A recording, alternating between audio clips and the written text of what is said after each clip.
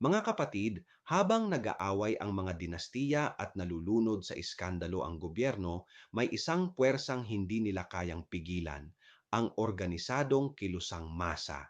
Sa lahat ng gulo, korupsyon, taas presyo, kawalan ng trabaho, pag-alis ng OFWs, iisa lang ang may malinaw na programa at direksyon, ang kilusang nakaugat sa hinaing, pangarap at lakas ng mga ordinaryong tao. Hindi ito pang preskon at hindi ito pang propaganda. Ito ay programang may laman, lupa, trabaho, sahod, karapatan, hustisya at tunay na pagbabago. At habang magulo ang tunggalian ng mga elit, ang kilusang masa ang nagiging liwanag, gabay at tanging direksyong pabor sa bayan.